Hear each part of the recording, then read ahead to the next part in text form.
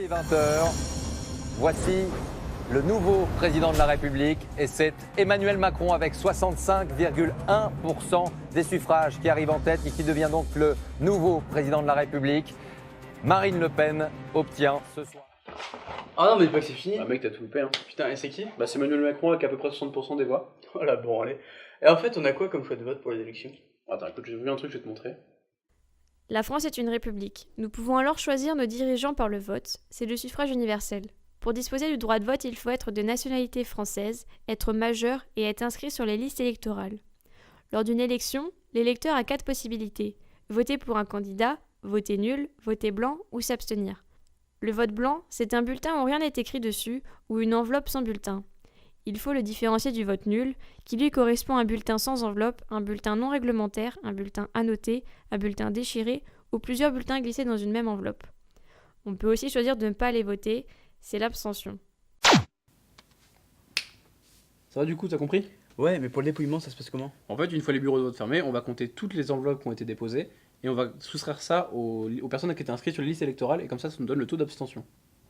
On a juste à calculer d'un côté les votes pour les candidats et les votes blancs et les votes nuls. Voilà c'est ça, donc par exemple si on prend le cas d'un candidat, tous les votes pour lui ça s'appelle les suffrages exprimés. Et si on prend pour l'abstention, et là pour cette élection par exemple il y a eu 12%, ça fait à peu près 4 millions de personnes sur les 47 millions de personnes inscrites.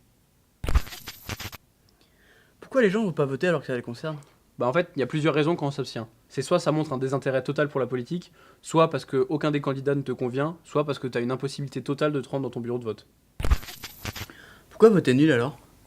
Bah en fait, c'est que la personne qui va voter n'a pas envie que son bulletin soit pris en compte pour telle ou telle personne, et donc il fait en sorte que ça ne puisse pas être le cas en écrivant quelque chose dessus par exemple. Et pourquoi pas voter blanc? Bah en fait, les règles du vote blanc elles sont pas super claires, donc il y en a qui peuvent se faire piéger. Pour certains, mettre une petite annotation, ça n'a aucune incidence en fait sur son vote, alors qu'en fait si.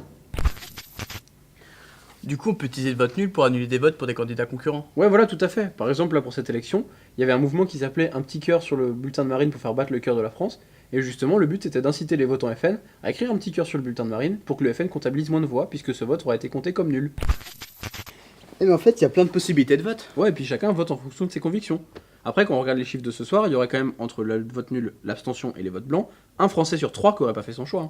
Et ça fait un sacré paquet d'indécis. Et dans 5 ans tu seras à l'heure au moins. Ouais, ça dépendra de ma flemme.